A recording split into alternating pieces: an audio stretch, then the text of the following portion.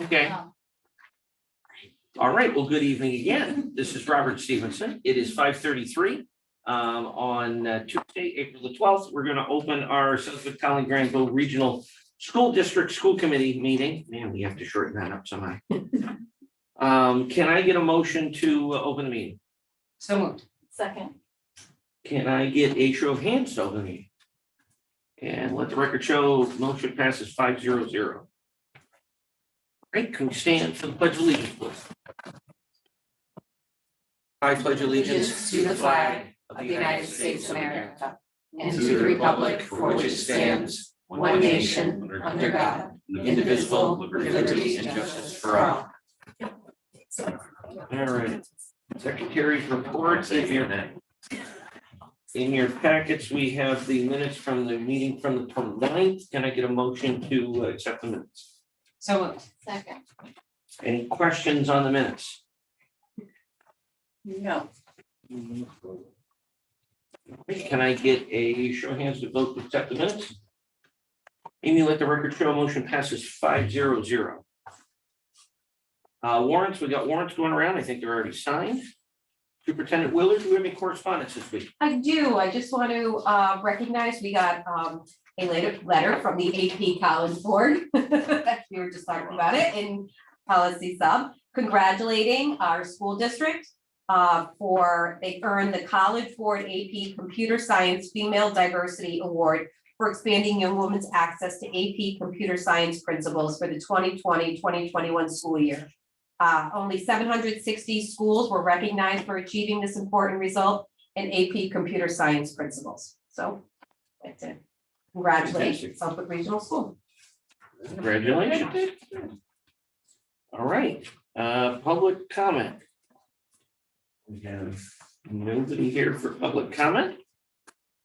Student advisory report, as always, the star of our show. Marissa, you're up. Okay, so good evening. Yep, Sleepy's getting used to being light out. Students are really excited for April break, and there's 27 days until seniors sign out. And spring sports are going well. Softball, after 4 games, remains undefeated. And when the baseball games don't get canceled for rain, they've also been winning. And then after the first 2 track meets of the season, boys and girls together have 7 Western Mass qualifiers. There's actually a meet going on right now, and I scored them when I left, and the girls were losing by 2 points, and the boys were, I think, winning. So, yes.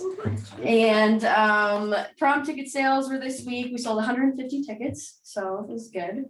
And then the Students Against Destructive Decisions Club, aka SAD, recently participated in the Stop the Swerve event hosted by the Hampden District Attorney's Office. And they had to submit their own PSA announcement against drunk driving, which ended up winning, and they got $1,000 for SRS. Very nice, fantastic. And then on Wednesday, April 13th, SRS will hold the annual DLE appreciation and recognition celebration. And this is just where DLE students will present their DLEs and thank their mentors. It'll be at the SRS auditorium at 6 p.m. And then students leave on a 7-day trip to Italy for spring break, and they will be departing on Thursday afternoon. So, yay, Annette. Going on that. 10 days, they come back next Saturday, so I think it's more than 7, but yeah. They're all taking off. There is quite the stir in Stevenson household. That is all I have for you. All right, well, thank you so much. All right, now that takes us to our educational presentation. Okay, so I've invited the building principals here today to just go over the mid-year data. I had them do a quick little executive summary on some areas that they saw strengths in, some areas that we need to still focus on, and what our next steps are going to be. So I will start with Ms. Sasso, principal of Woodland School. Who looks absolutely fantastic, by the way. Yeah. They agree. All right, so you've already received these, they were in your packets to review, and this is just a brief synopsis, as Superintendent Willard said. So looking at our Math iReady data first, we compare from the beginning of the year to the middle of the year.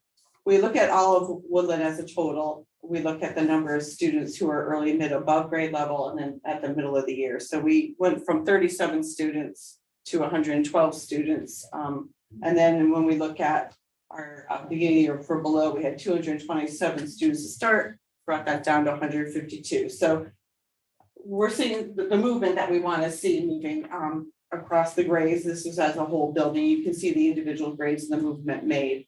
So as far as our strengths, you know, we made, you don't have this like chart, but we made the greatest gains or showed the greatest growth in our algebra and algebraic thinking domain, which is one of our power domains. Our other ones would be number sense and operations.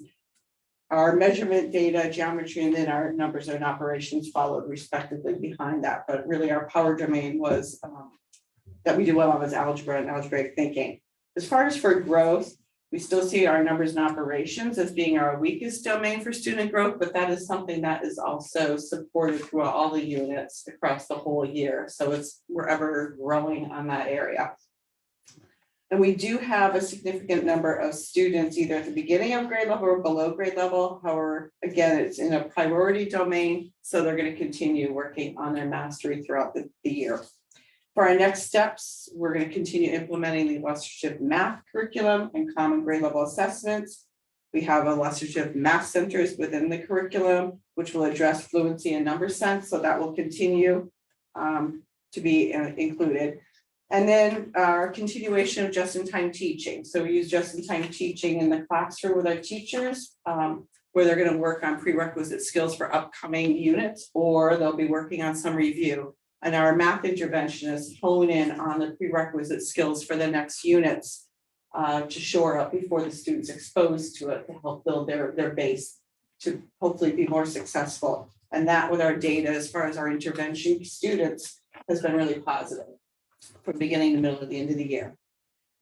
Moving on to reading. We did our DIBELS testing for the beginning of the year, middle of the year, and you've got it for all 3 grades.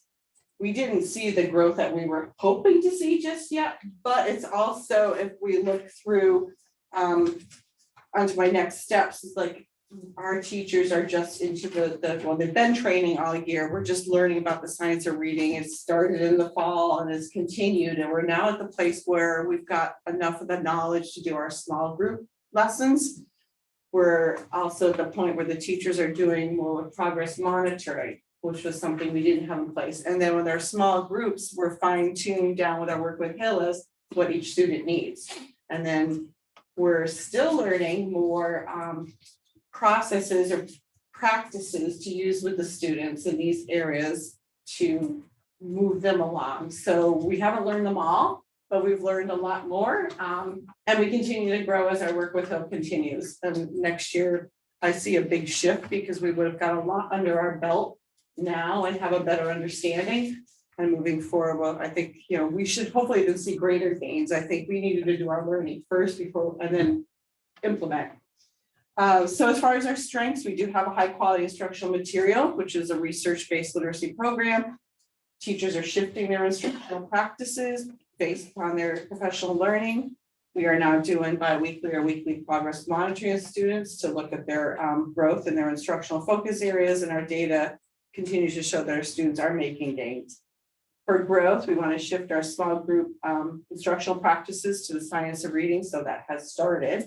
We have a significant amount of students who are at the beginning stages of the developing foundation skills. So we have a lot to build upon or to work from to build up. So we need to really focus our phonemic awareness, our letter signs, our blending consonant, vowel, consonant words at the lower elementary level. And that's where a lot of our work is focused. Before we really, I mean, we'll be working on it, but fluency and accuracy, we need the basis first before we can get the other parts. And then so for next steps, again, continue our science of reading module trainings. We have implementation meetings, we have data meetings. These are all with our teachers during their PLC time. And then we have coaching sessions with Hill. So we have teachers who have stepped up for that coaching, but we've also incorporated the other teachers to do some observation and debriefing so that they're also seeing it for themselves. And we'll implement science of reading foundational skill lesson plans in our small groups. Any questions? So this is kind of a dumb question, but you know, when we make the shift to science reading, and I get that we're just at base level, like even before really being able to better implement. The DIBELS assessment, is that actually assessing the priority standards that we're training our teachers in? And you know, I mean, so there's always So that it like, also know those the foundations. challenge of matching the assessment with what you really want to be teaching.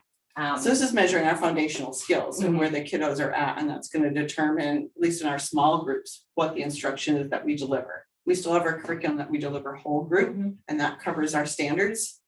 DIBELS is not necessarily covering, I mean, it does So it's the cover, right but test for what we want to be Yes. assessing. Yes. as we move. Yes. yes. And our kiddos need these foundational skills in order for them to access all of our content. Mhm. Got it. Some of them are still like, how the heck do we do this on a computer, kindergarten through second grade, you know, it's. Maybe it's not even showing exactly all they know. Well, these assessments are 1 minute, so they're really quick, and some kids do okay, some don't. I mean, it varies from student to the reason, and really their abilities also impact it. Do more of the kids do the reading tests and the math tests? All kids do all of the tests. Okay, so maybe this is just a math question then, but like on the math side, we have a total of 264 students before, like, beginning of the year and middle of the year take the test. But in the reading, we had 280 students at the middle of the year, and we had 276 at the beginning. So I haven't added them all up going across. So No, it was just, This when I is was just- looking, I'm like, wait a minute. this don't Unless look our, right. unless the math was done wrong, but all of our students are Yeah, no, that's why I'm like, okay, well, you would think they have the same amount, we could get, You would think Theoretically, unless we we could did have- an we have 4 administer a test students to a that- particular student, you know, there are different mitigating factors, okay. but they should be very close. Yeah. So there could be a human error in There's there. a whole class of 16 that I Maybe think got some out of people doing the math test. Left or other, we got new students, you know. Well, yeah, there's four, I don't know. that's what I was thinking, like, there's 4 between, we have students obviously come in between Mhm. beginning of the year and the middle of the Right. year. Maybe that's some difference.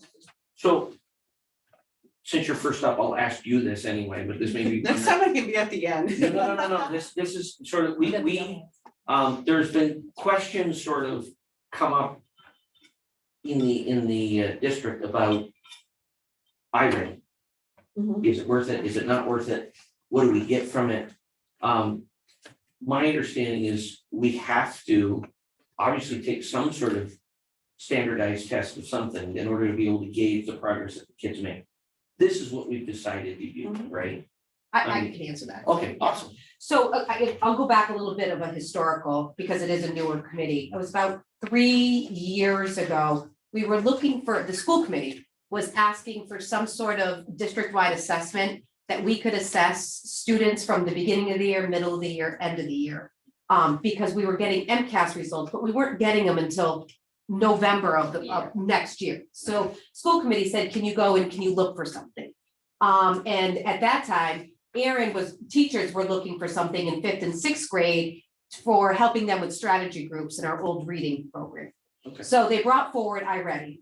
They asked if they could pilot it. They brought iReady to the instructional leadership team. We looked at it, we got approval to go forward with the pilot. They brought the data back, and then the school committee approved to go forward with it. Since that time, which we were lucky to have it in place, because when we shut down in March of 2020, thankfully we had it because our students were able to, for all of our kids across the district, were able to access iReady for free. Okay. And then we always go to the DESE website to look at what is a DESE approved diagnostic tool. And actually, iReady is one of the assessments that DESE says we can use for a diagnostic tool or an assessment tool that is, and Jenny can help me here, like aligned. It is not, what's the word I'm looking for, Jenny? It's considered to be, it's an approved literacy and math screening assessment. Yes. So it is blessed by the state. And it's actually specifically named in an initiative coming up for next year that we have applied for. As that they're encouraging more districts to use it. And so you can apply to have DESE foot the bill for using iReady for next year, Mhm. because they're highly recommending it as a literacy and math screener, but also as an adaptive a high quality instructional materials in terms of the instructional piece that we also purchased. That only goes K-8, it's not available to the high school. So it's both blessed by the Department of Education for the benchmark assessment, but also for the instructional piece as being high quality instructional resources that have been vetted by the state, and they encourage us to use them. And But we whether use it we're for using, math, don't we? Like my kids don't use iReady for reading anymore, like they used to. Reading, we're using Amplify, Right, we have because it Amplify. attaches to the M class and Right. levels. But that goes through, well, there's different measures for different grade levels. So they use a different program for reading K-3, and then we pick up the iReady from there. okay. Yeah. But whether we use iReady, doesn't the state require us to use something? It recommends it. So basically what it's saying is that, so they worked with the New Teacher Project throughout the pandemic to help create resources to support schools and supporting students as they return and giving teachers resources. And so the New Teacher Project used a lot of research that came out of the extended school closures following Hurricane Katrina to identify some best practices in bringing kids back and catching them up and not letting them fall even farther behind as we languish trying to catch up on lost skills. And so we've been calling it just-in-time teaching, but Delsey and the New Teacher Project have been calling it accelerated learning. We think that sounds the wrong message. We're not trying to go faster, we're just trying to stay on pace.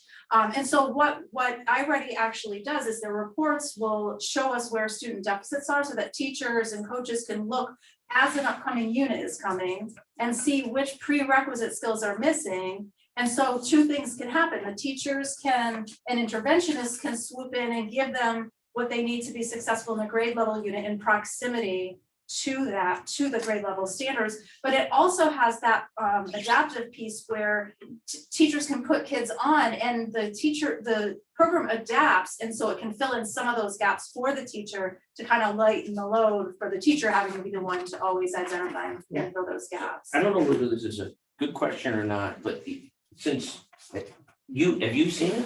iReady? Yeah, Oh, yeah. okay, I love it. okay, I haven't seen it before. Yeah, I'm just my wondering, kids would like it it. would it My make kids sense also to, like Amplify, my young ones. at an upcoming meeting or somebody give a And I'm ready. just like not do one of us, just sort of give it like a. Yeah, we Just show can like a demo. Yeah, we can do some different demos at different Because grade levels. teachers can also like, they can assign them. I didn't say that. I probably would be on the low level. Let's give them everything. Let's give them demos, let's give them iReady, you can take the MCAS, you can take all the AP tests. Oh, yes. Are you more interested in seeing from like the student facing materials? It's something that I'm not very familiar with. Mhm. I think it's probably something that on the school committee, we probably should be a little familiar with it, since our kids are being tested and scored on it. And I'm just thinking that might be very helpful. If we got a quick little demo.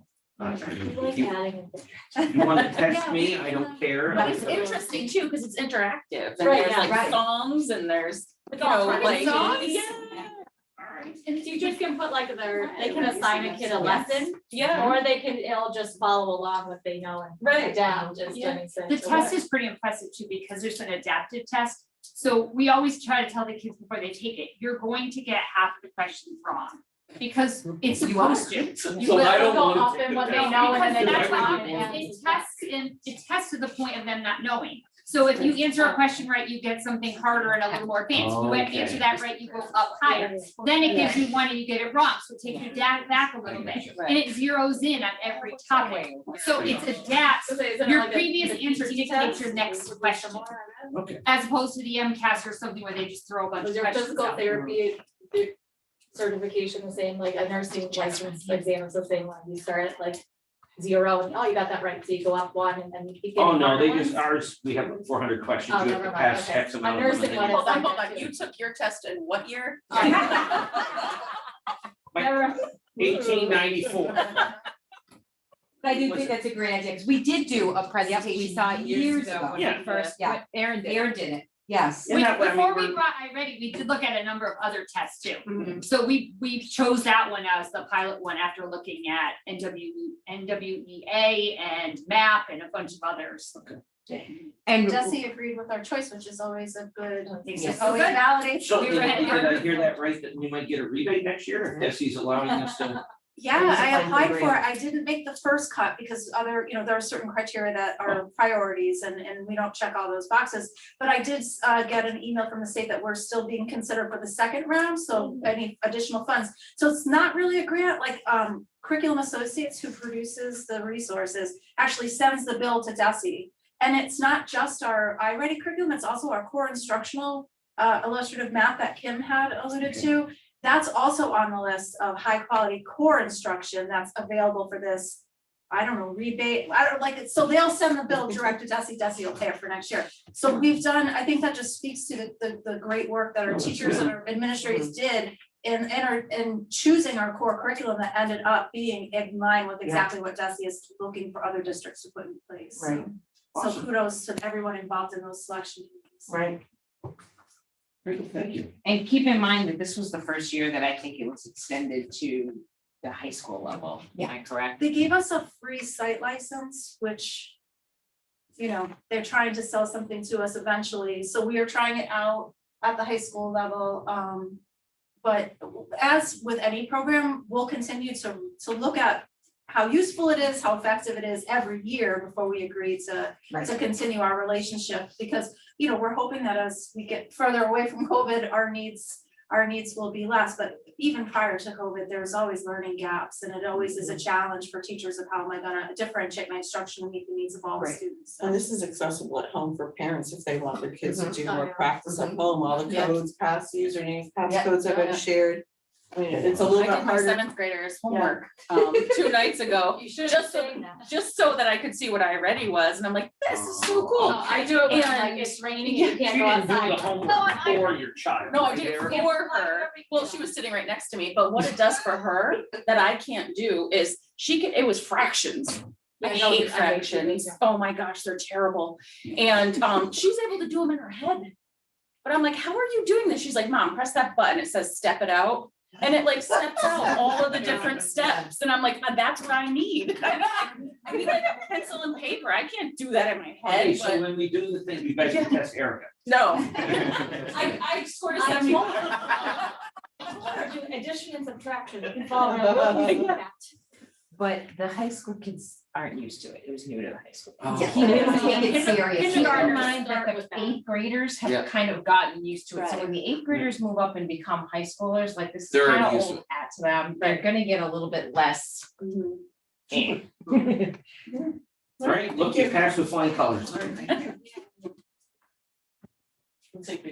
right. Looks like you're next. Louder now. We're gonna go out of order. Dun, dun, dun, dun. So I started with the math also, my first one, and I put my charts in because I'm a visual kind of girl and I love the colors.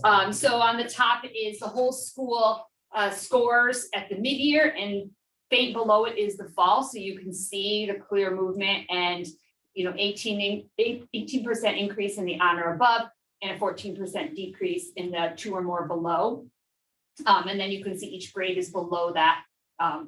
Just illustrated for you. So, significant things that you can see here is we were able to decrease the number of students that are 3 or more grade levels below from 51 students to 15.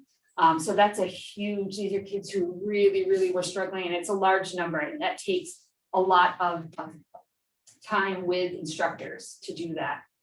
Significant increase in the number of students that are on or above grade level from 93 to 163. And I'm particularly proud of the last strength. One of the things that iReady does is it tells you how much a child should grow in the course of a year. And they call that typical growth. And a typical growth takes a student and it kind of keeps them on pace where they are. It also, iReady will tell you what is stretch growth. And stretch growth is kind of like if you're looking at a trajectory, and this is what a student looks like, over the course of their career. Stretch growth is, well, they started low. We need to get them on a higher trajectory to catch them up to where they're supposed to be. And stretch growth is difficult to make, but we actually have 32% of our kids have already made a full year growth typical, and we've already got 9% who at the halfway point have already made stretch. That's a really big accomplishment. That's taking kids who are significantly behind and really impacting their future trajectory. This isn't just, kind of treading water. This is really real strong growth. The smallest amount of growth was seen in geometry. In looking at our pacing for the year, we know that geometry is after the benchmark. The fear with that is because we didn't test it in the benchmark, the next test they take on it is the MCAS. So if there was an issue with the unit, we don't have a way now of checking before the MCAS to make sure that growth is happening in geometry. So that's something that we realized post-testing that we need to really figure out. Are we going to try to just use the unit assessment from geometry to make sure kids are getting geometry? Are we going to start to feed more geometry in early and piecemeal it across? Because that was an area that we really saw no growth in, and that's concerning. So our next steps are to continue what we're doing with the illustrative, continue our common assessments. Again, like we said, look at the end of the year benchmark for the geometry growth to ensure that it is there, and then try to figure out if we want to redistribute those units, realign them, and continue our just-in-time teaching, which we just alluded to with Jenny. We have our classroom teachers and our interventionists doing that during our WIN block, and we are really crediting that with the students' growth. They're getting what they need, plus they're getting the grade level, and it's making them successful. So that is the math. For ELA, we are split because we do the DIBELS and we do iReady. So up to third grade, the students do the DIBELS, and then starting at 4 to 6, they do iReady. So I have both sets. On the top, you can see the iReady scores for 4, 5, and 6, with a 13% increase in the on or above, a 12% decrease in the 2 or more below. And then each grade is shown separately. And then there's the third grade reading. I will warn you to flip in your mind. iReady and DIBELS do them the opposite. Okay, so like in iReady, the mid-year's on top and the fall is underneath it. And in the DIBELS, it's the opposite. The beginning of the year's on top and the mid-year's underneath it. So our DIBELS scores have the number of students. So we still have 37, where we started with 37% of our students not scoring at grade level, and we're still at 28. On the right, you're going to see a little kind of chart with some circles. And I put that in there so that you could see what some of those red students look like. So the thing to remember about the DIBELS, of course, is that it's a moving target. It's just like your kids when you go to the doctor's, a pediatrician, and they get measured for height.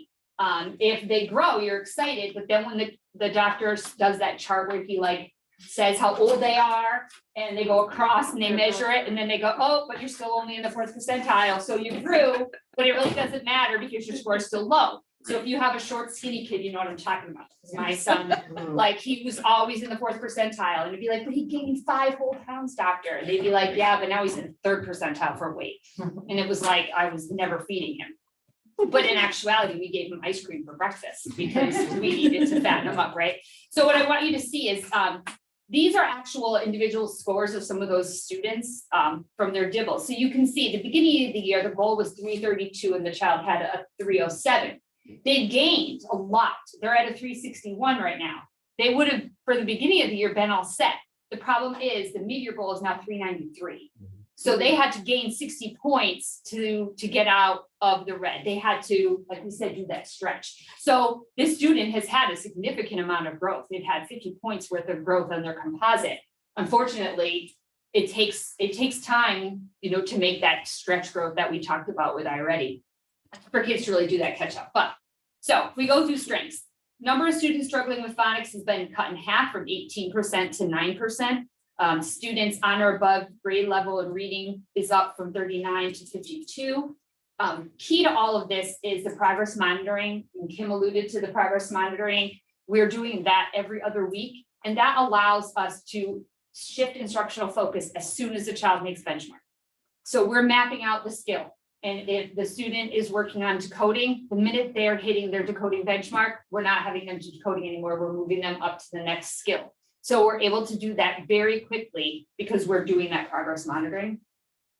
Additionally, for another strength is that our core reading program is making sure that students are receiving grade level material exposure to grade level material each and every day. Areas of growth, one of the biggest ones still remains informational text versus literature. Students always do better, and this is not just here, this is everywhere. Students do better and comprehend literature better than they do informational text. So we're always trying to work on that informational text and how people or how children can understand it and have that same level of comprehension. We are still continuing that shift to small group instructional practices with the science of reading. We're doing the coaching sessions, just like Kim mentioned. We're very excited for our next science of reading module because it's going to be talking about working with students who are below grade level on grade level text. And that's something that has always been a struggle. How do you have a student who is significantly behind a TAFE grade level text like they see in the MCAS? Because we're doing so much work always on their reading level, making sure that they have some strategies to attack a piece that is ahead of them and they're not completely overwhelmed and then disheartened and quitting. So that's where we are. I don't know if you guys have some questions. I got a question for you Yes. on that dot one that you, Yeah. that you went over with us. Yeah. So if I look at that, Yeah. that child was 25 points below the required to get out of red at the beginning. Mhm. In the mid-year, they've actually gone down where they're now 32 points away Yes, from going up. So technically, this child actually Yes. grew slower than what would even be expected and is now a little further right. behind. than And it there's was. all, this is, I grabbed a Oh, no, bunch of I kids. just want to make sure I'm but yeah, understanding that. yeah, yep. Yes, they went up 54, or they went up Right. 54 points. But they have a lot of ways But to in order, go. but in order to Mhm. go from, the expected gain from the beginning of the year to middle of the year was 61 points. Yeah. So they actually slid a little further behind. Right, their trajectory is not quite, we want them to Yeah. be even Okay. steeper. Yep. Sure. So yeah, I each got one it. of those is a different student and just is kind of, just so you can see, they're gaining. If they're gaining at the right speed, then we catch them. If they're Right. not, we're re-examining and trying to figure out what to do differently. And again, this is for a lot of our kids, their first time doing this science of reading based instruction, this real strong phonics base for our teachers to have embraced it so quickly to see the gains that we have, we're really happy, but we still have a long ways to go for sure. Well, they're moving up the chain, which is good. They are. The staircase, that's what they use. There's a staircase. Oh. When you talk about reading, it's all staircase, so. Well, thank you very much. Other questions? No? All right. Very good. Mr. Trammell?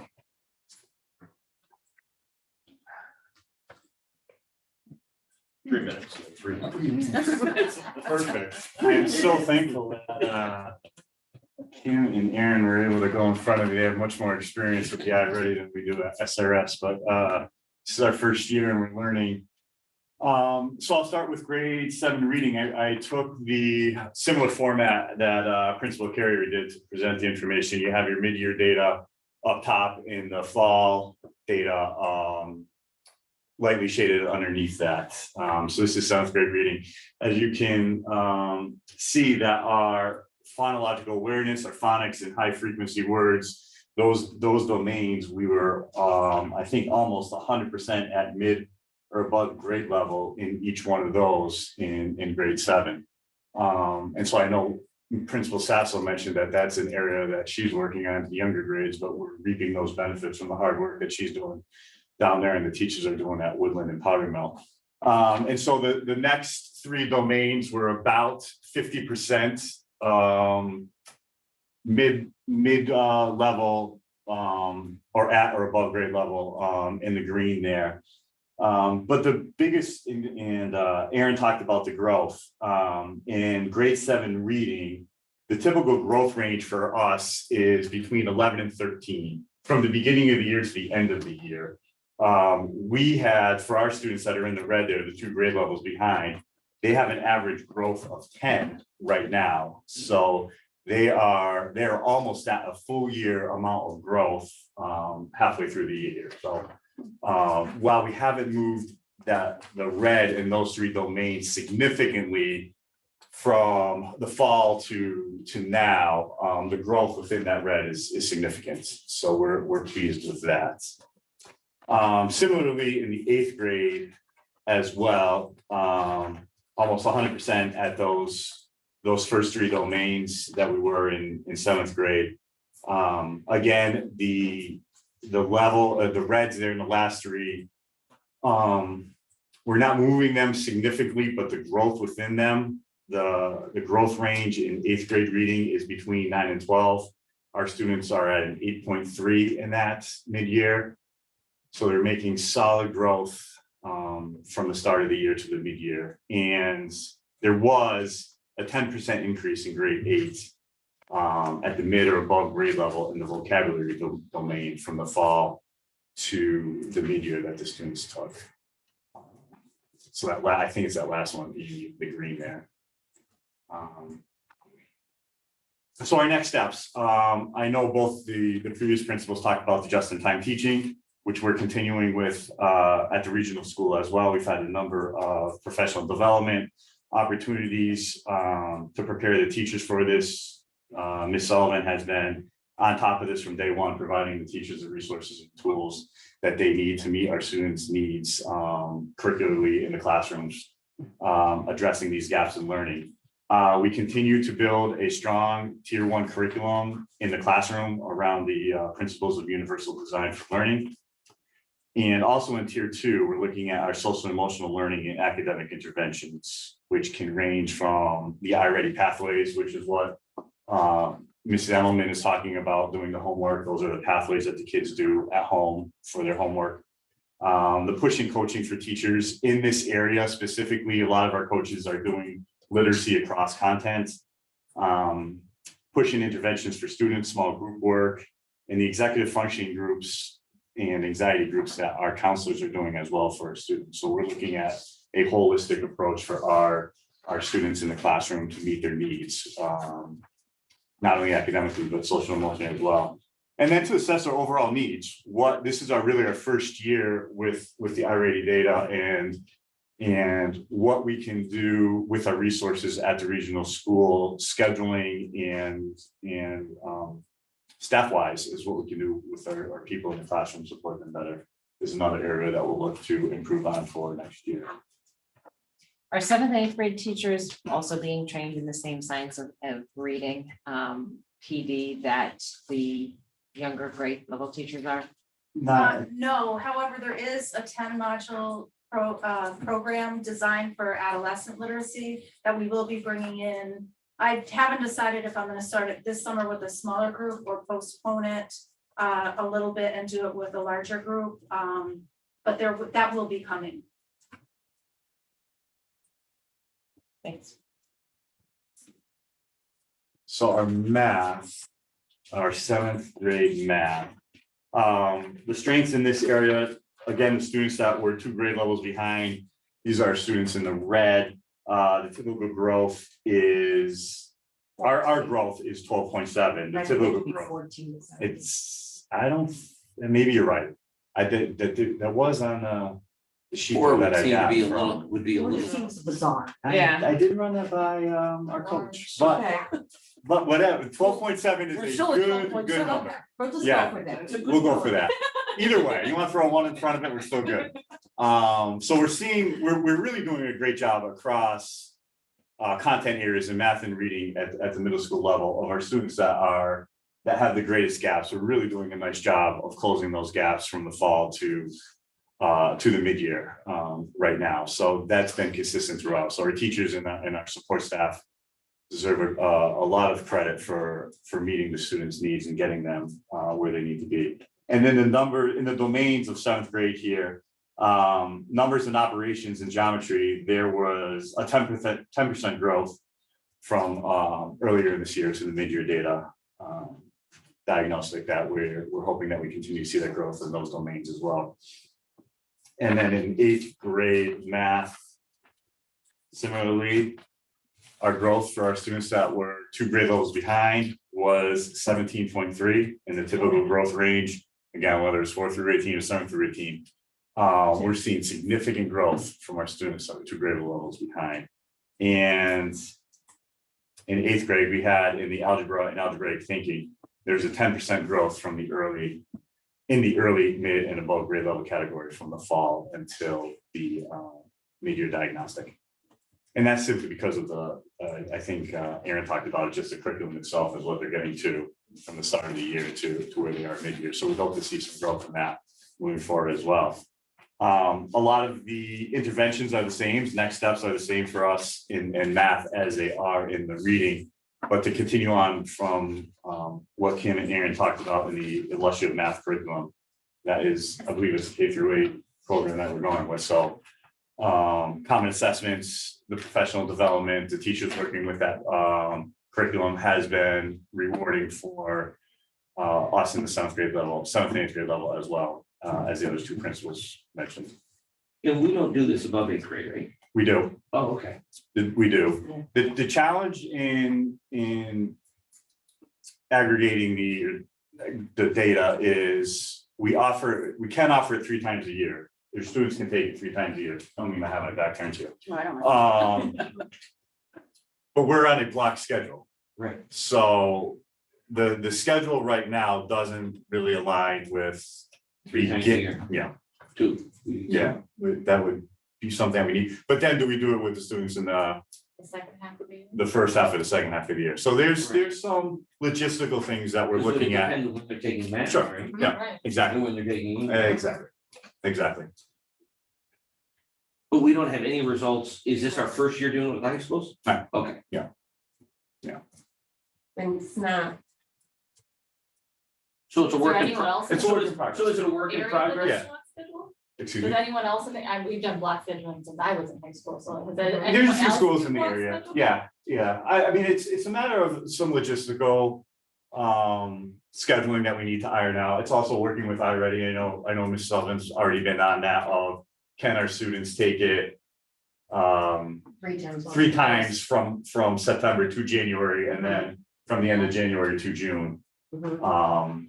Right. So that's right. part of Well, what. that takes Like Right. semester, the semester 1 kids take Right. it 3 times, Yeah. and then the semester 2 kids, and then you've got 2 groups of kids. Right, but the other thing too is there's an amount of time, correct me if I'm wrong, Jenny, there's an amount of time that they recommend from when you take 1 and 2. 1 and 2 and then 2 to 3. So couldn't we just, if each kid's allowed to take 2 tests, why don't they just take, no, I know, but let's say they do 2. Yeah. If they do it at the beginning of the Yeah, semester okay. and the end of the semester. No matter if that's the semester they take math, they do it in the fall. If they take it in the spring, they do one at the beginning, one at the end. I mean, would Yeah. I really let I us think do that's what that? we did. That was pretty close, what you described, Rob, to how it ran this year. Okay. But we had some positive and negative feedback about how that went, and I think what we're trying to articulate now is what questions do we want answered by the data? And that's going to dictate how we do things next year, and we just, like Joe said, this is our first year, so we're looking to see how things went and making adjustments. as So what necessary. we didn't collect any data this year? It's collected, Oh, we still, so, It's difficult to make sense of. yes, we're Okay. trying to so it's just a lot of blur. It's kind of like purple. see what it tells us. Right. We're trying to pull out what it actually tells us, and what can we do with it, similar to our conversation at the subcommittee policy meeting is validity of it as well. Okay. Yeah. All right. Perfect. Yeah. Thank you very much. Thank you. I really appreciated the summaries. I think it made this a lot easier than you guys coming and going, well, in this graph, it looks like this. I like it that we got it over the weekend, and I really value your input and the feedback that you guys are giving us to actually explain what did we get, because that's really, I'll speak for myself, what I'm looking for. What does this actually bring to the table, and what kind of changes is it making? What do we need to do going forward, rather than spend 45 minutes looking at graphs? All right, well, thank you so much. Policies, we've got Zippo up tonight for policies. Action items. Superintendent Willard, you're up. Move to approve the following school choice seats for the 2022-2023 academic school year. In kindergarten 5, in first grade 2, in second grade 2, in third grade 0, in fourth grade 5, in fifth grade 0, in sixth grade 5, in seventh grade 3, in eighth grade 3, in ninth grade 10, in 10th grade 10, in 11th grade 10, in 12th grade 1, for total seats available 56. So. Second. Any questions? Comments? on this before we vote? No. Okay. Can I get a show of hands to approve this motion?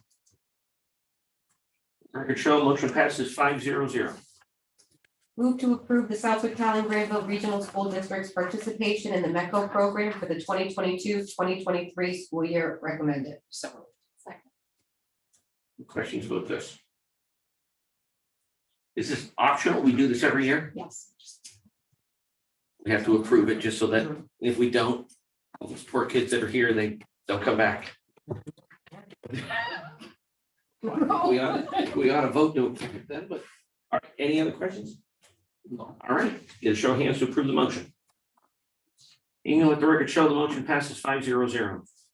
Move to approve the job description for Assistant Superintendent of Curriculum and Instruction recommended. So moved. Second.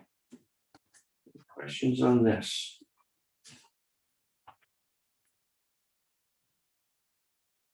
When does it go into effect? Would it be? We approve it.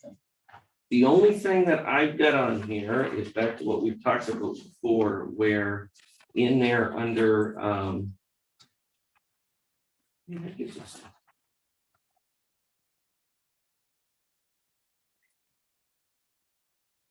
Under the, is it? Something about instructional material. Responsibilities.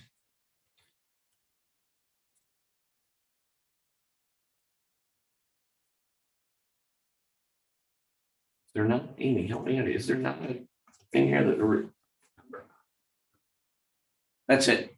So in there, sort of subject to what we talked about a little bit in the fall is, I know it doesn't necessarily need to be in there as a bullet point, but what I guess I, again, sort of recommend, I'd like to see it do is not a full-fledged sort of evaluation, but I think it might be very helpful for it, that at least sort of once a term that we're looking at some of these instructional materials that are online that the teachers are putting on, just to make sure that what they're actually presenting are falling in line with what they're supposed to be doing, rather than sort of waiting till potentially people are complaining about it.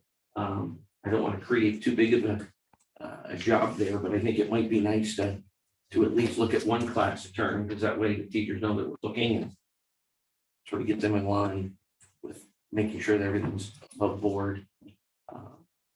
That's all I've got. Any other questions? No. All right, we'll take a motion to approve, a vote to approve this. Show of hands. I moved it already? Yeah, we moved it. All right. Amy, let the record show 5-0-0. Move to approve the 22-23 district calendar revisions 1.3 recommended. So moved. Second. So is this simply the addition of I that? forgot one. For next. Next year, yeah. Mhm. Anybody get questions on this? You get a show of hands to approve the motion. Amy, let the record show motion passes 5-0-0. Move to approve the 21-22 fundraisers, SRS DLE raffle to benefit BEA Scholarship Fund, SRS GSA T-shirt sales to benefit GSA for field trips and guest speakers, pause PTO golf tournament to raise money for the PTO General Fund, pause PTO Square One Art to raise money for the PTO General Fund, and Project 351 ice cream truck and baseball game to raise money for Project 351 recommended. So. Any questions on- When's the ice cream truck? I know. What Every game would that game. be at? No. You get a way more spectator. We want to approve an ice cream truck every time. We'll. Oh, here it is. All right. It is. Anybody got any questions on it, other than the ice cream truck? Or do we Just need- what game, please? I have no, We would like to know. we have any idea what game the Yeah, ice so cream? I show up to the race. 421, it says date of fundraising activity. Oh, there it is. Okay, Rob. Well, if Oh, we it's don't right find the there. answer, we can't. It just says upcoming baseball. Yeah, no, Didn't read it that. says date of application for a date of the activity 421. So there you go, reach out to, Rich Tally. All right, can I get a show of hands to approve the motion? Amy, let the record show motion passes 5-0-0.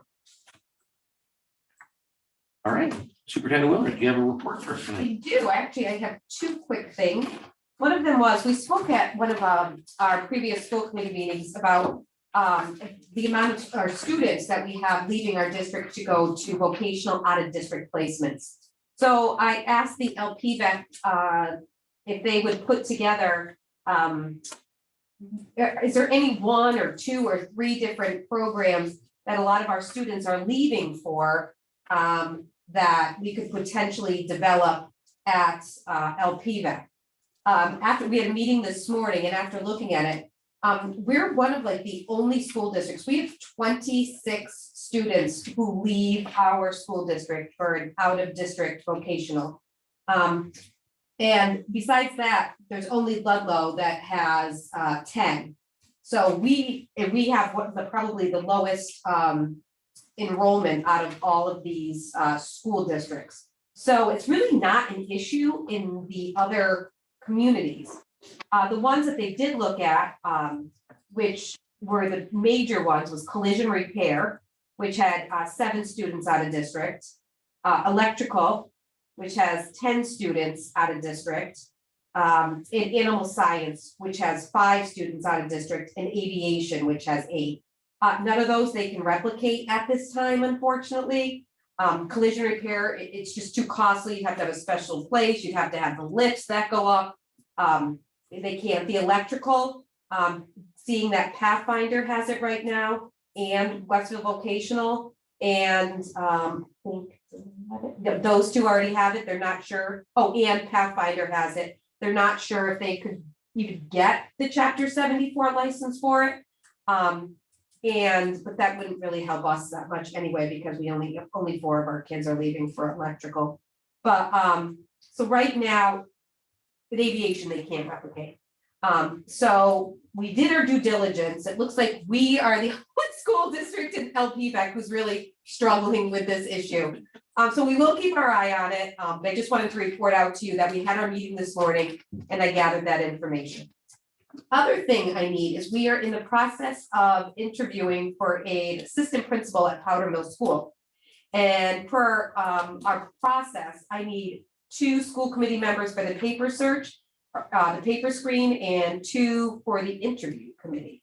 So I don't know if anybody's interested in being on the paper screening, and 2 to be on the assistant principal interview committee. You don't have to tell me now, but if you could let me know, hopefully by the end of the day on Thursday, that would be great. And if we don't have it, we don't have it. I'm just offering and I'm putting it out there if anybody's interested. But we need to start getting the, what? When are you looking to do that? Do you have your applicants and you ready to be Yeah, so screening them? the posting closes a week from Friday, so the Friday of vacation, so we would be looking to do the paper screen probably the following week, with a meeting the beginning possibly of the week after for about an hour to review with that whole group. Right now, it's probably gonna be like 30 applicants, so it's a lengthy at-home commitment to do the paper screen, but it's a short commitment time together to kind of hash it out.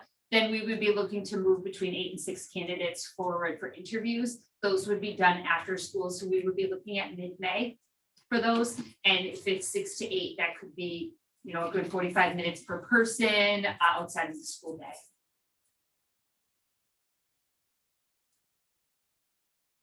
So again, not looking for any answers tonight, any commitments tonight. I'm putting it out there. Per our procedures, we could have 2 for the paper screen and 2 for the interview committee. But I have. All right, thank you so much. Sorry, one more thing, sorry. Yeah. I just want to let you know that Jenny Robin and I just finished our, what we call our boots on the ground tour. In pre-K to grade 6, and we met with all the special ed teachers. Just lots of great information that we received. I really feel like it gives teachers an opportunity to really talk to us. The biggest concern from our teachers right now is really the social emotional needs of the students in their classrooms. And they're really just looking for us as a school district to look at offering more socially emotional supports to our students. So after doing the boots on the ground, we are tweaking some of our interventions. It's not gonna cost any money to the budget, but we're going to be adding, and replacing a reading interventionist at Powder Mill School. We're gonna hire a social emotional teacher. As the teacher said, it's great that we have a reading interventionist, but if they're not emotionally ready to access the curriculum, then they can't access the curriculum. So the first thing we need to address, Maslow's hierarchy, is their social emotional needs. And with Woodland School, we have some students who have excessive needs that are beyond what we can handle in a classroom, and they're beyond social emotional.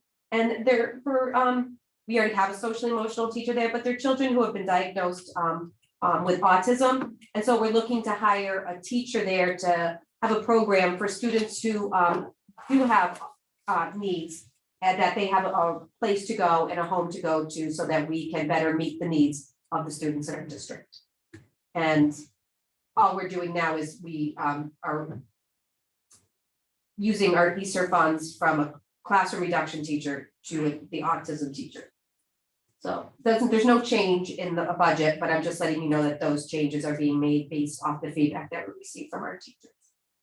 So like all the autistic kids go in one class. Children with autism, Yeah. if they need it, not all, Oh, no, so not they would all. stay included. unless Yes, they need it. It's only If they need the. if they break, need kind of. break, or if, Special help. as much as we would love all our kids to be able to be included, for some of our students, it's just too much for an entire day. Understand. Or, counseling when. Right, exactly, well, yes, they do need to. They need some one-on-one care. That's what I have. Super. Thank you very much. Yes. All right, subcommittees, negotiation. We're still ongoing. Mr. Joe, I didn't make the last meeting. I saw Jen do it, Yeah, we're still ongoing. Finance, we are in our summer shutdown. No, we everything's we've got town meetings coming up Yes. in the next, in May, right? All three of them? Yes, There's one of them on May 17th, I know that. there it is. All right, LPVEC, I have a 3.5 hour meeting tomorrow. I'm glad I picked the one I got. Oh, is this the annual? It's where they do presentations, and you'll have to forgive me, I don't remember what at the moment. It's kind of We'll find out interesting, tomorrow. actually. Oh, is Yeah, it all the shops? that- Yeah, It is a it's fun kind one. of cool. yeah, right. Are you in person yet, or are you guys still virtual? Give me a pen. No, I wonder if they are in person for that. I mean, it's a whole presentation. Yeah, I had to visit horticulture today and manufacturing, and it is So so cool to go It to is and so see what cool. they're doing. so cool. So cool. My committee aren't in person, and that's okay with me. Board of Directors, we won't have another meeting for the next month or so. We had some stuff that I signed off on the other night for a warrant. But other than that, everything is smooth. Policy, we had a meeting today. We went over a couple that should be coming up. A couple of these that are gonna come up to the committee next meeting, right, Amy? Yeah, so we've got dress code we looked at. Discrimination, we've got an update on that policy, couple others, so. And we'll have lots more, and we were gonna have Liz LaFawn come tonight, but she's a little under the weather, so she's gonna come next meeting to give the little presentation on what the overview of going over that whole policy review looks like. But we still got some time in order before we have to do that, so she's would love to have been here tonight, but she's gonna push it to next week. Buildings and grounds, Nothing. ILT, We had a short one the other day. Meeting last week. The first half, Erin did a fabulous presentation, as a matter of fact. Yeah, they're doing a book like SRS did last year. Yeah. All the kids get one. They're doing a read aloud. Actually, it sounded like a really interesting book, so now I gotta go look for it. I have another done. Maybe I'll take it from her. It actually does look like a really good choice. It does, yeah. wellness, Yeah. nobody's sick, so keep going. So it's social emotional health, Woodland is doing a kindness week this week, and that was really fun. Oh, well, it is a month, but it's Spirit Week this week of Spirit Week, kindness. yeah. So they had like workout wear yesterday, crazy hair day Crazy hair sock today, day, crazy outfit day tomorrow, mismatch, yep. whatever, I got close. Crazy Hair Day is the one I usually. And then we fix. got our color. Oh, yeah, the colors, I love the colors. I know, the crazy hair with the boys. All of our. I'm usually good at the lack of hair, Crazy Hair Day, so You could just like paint it. Yeah. you get, they do tattoos now, you know. No, Yes, you they could do. just get Couple that have no stickers, hair. you know, like an Yeah, eye, they do a to color a on it. nose Not and. doing tattoos. Yes. It's a good one. Well, we don't, John's not here today, so we don't have an update on technology, but I'm betting they didn't. We do have another meeting scheduled, though. When, 2023 or is it this year? This year, Okay, it's this year. I think it's, I'm pretty sure it's May, TBD. we don't want to overload that technology. pretty sure it's May. It was for April, but Okay. they wanted to wait until potentially we had Oh, a the new technology director. director to join us. Yes. So. Very tell me, good. Jenny's on top of it. That's good. Mr. Joe, Capital Committee, Done for the year. you're done till 2020, okay. Legislative liaison, we have nothing. All right, so next section, public comment or second public comment. If we have anybody in the audience that would like to do a public comment, what we'll do is, our podium is missing. So what we're gonna do is we're gonna get you to just stand where you're at. Just need your name and where you live, and then you've got 3 minutes to address the committee. We're not gonna interact, but the floor is yours, so if you wanna go first, you just wanna state your name and where you live, then you go ahead. Thank you. My name is Maxwell Austin. I live on 300 North Loomis Street, Southwick. I'm a junior at Southwick Regional School. I wanted to make a public comment about iReady. I've heard, like, when I came in at 6 o'clock, discussing the iReady results.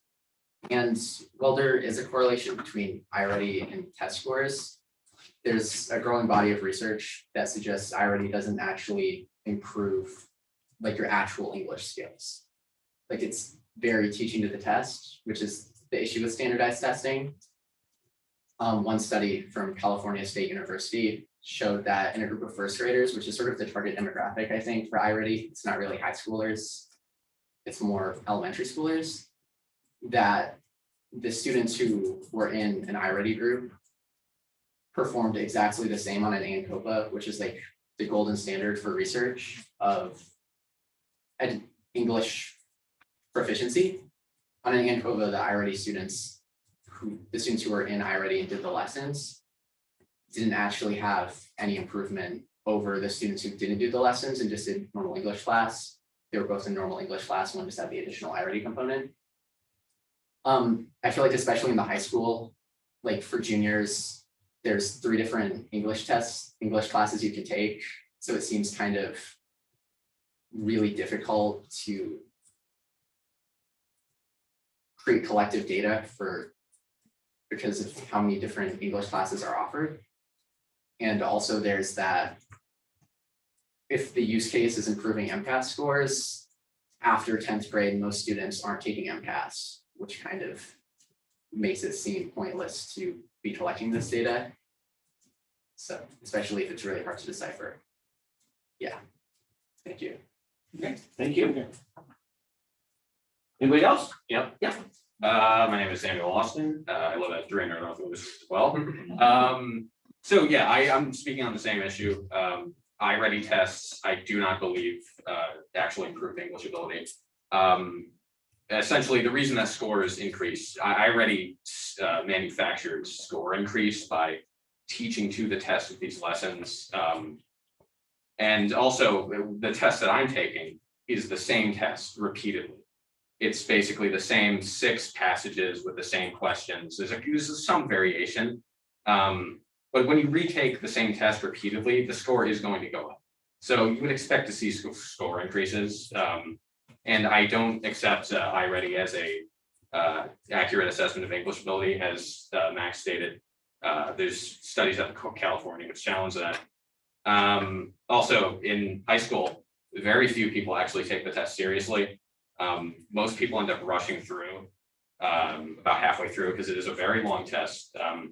The English and math, which we have to take 2 of each. If you do both of those seriously, it's going to take you at least 3 hours. Almost nobody does. So yeah, I don't like that data. it doesn't seem reliable to me, and yeah, I also, no teacher or student that I've spoken to about this likes iReady or thinks it's useful, so that's it. I think it should be ceased. Thank you. Anybody else? All right, perfect, thank you so much. Rob, I'd like to just make a public comment. I'm Jenny Sullivan, 11B Ellis Street, Westfield, Massachusetts. I'm the curriculum director here. I just want to commend the students for coming forward tonight and speaking on your behalf, on your fellow students' behalf. And while public comment isn't a place where we can engage in a conversation, I do invite you to reach out to me. My email is jsullivan@stgrsd.org. You can find my information on the website, and I'm happy to hear more about your concerns and take into consideration what you have to share. Thank you. And just to let you guys know, we're recording this, so I know you guys got in a little bit late because we didn't have executive, the meeting started at 5:30. There was some additional information that the principals were able to provide to us. We did have a little bit of a discussion as the rationale as to why we're using iReady. So that may be something we're going back and listening to once that gets posted. So you guys can do that, but I also want to commend you guys for coming in and at least giving us your input and your opinion, and it's certainly warranted, and I appreciate it. Thanks. All right, so on to old business. Do we have anything new business? Superintendent Willard, I got something here that you want to touch base with us on. I do. We're getting to the end of the year, and so I just wanted to go through the benchmarks and evidence. And in the past, I present most of my evidence throughout the year at school committee. Is there anything on here that you will need in order to complete my that you need like additional of? So the PD calendar with specific, like under the benchmarks and evidence, is there anything that you need from me in order to complete the evaluation?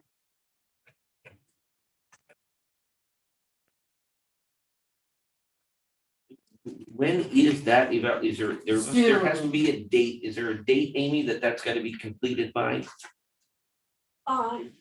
Yeah, what happens is there's an evaluation that the committee has to do of Jen, there's a rubric. Yep. and, At the back, right? form in the back. That form, I've created a survey monkey. So you can take it electronically and it'll compile the results. Okay. You can do that.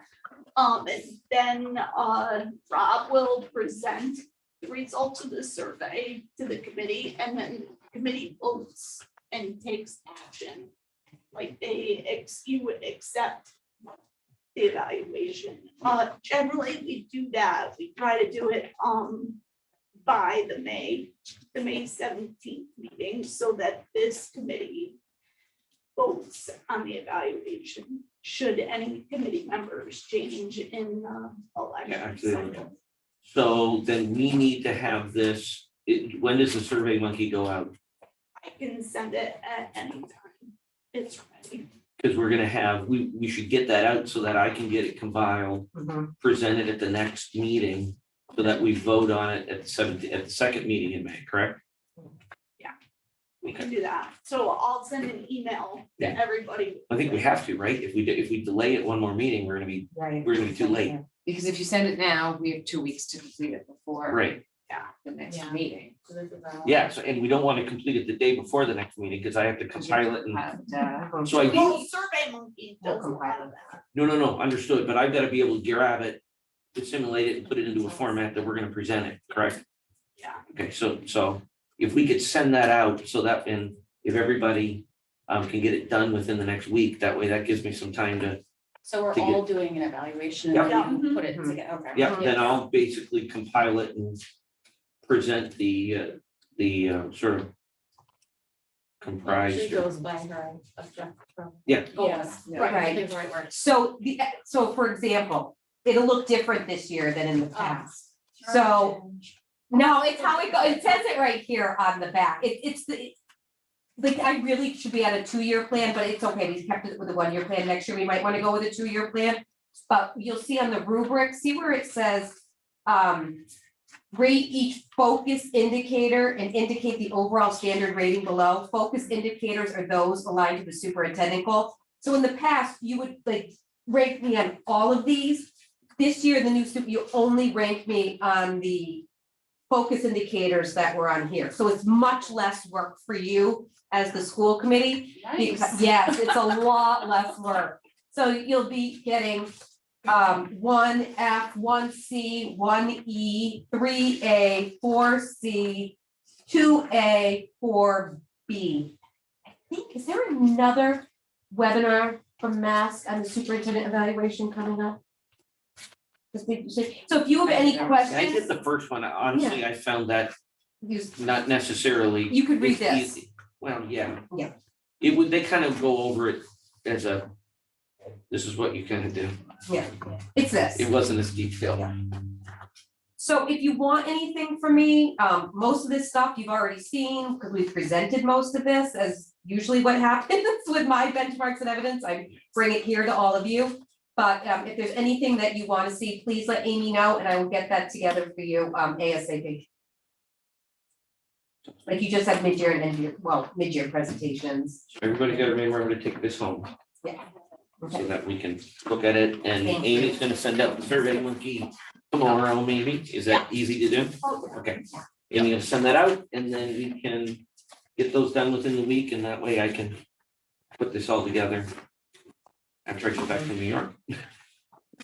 That's enjoy. I'm going to New York just for a couple of days, because I'm not going to. I'm not going to Italy on Thursday, so I get to go to New York for a couple of days with those of us that were left behind. So, Oh, you're such a baby. now everybody in town knows my vacation schedule. I'm going to, but you didn't tell us where. Yeah, it's true. That's true. All right, so I He's will, going to the basketball hall. I mean, the, Entertain- baseball hall. That's it. There you go. I'll entertain a motion to adjourn. So moved. Second. Can I get a show of hands to accept the motion? Jump right in on that one. Amy, let the record show motion passes 5-0-0. You're looking right at. Oh, yeah, he's always slow.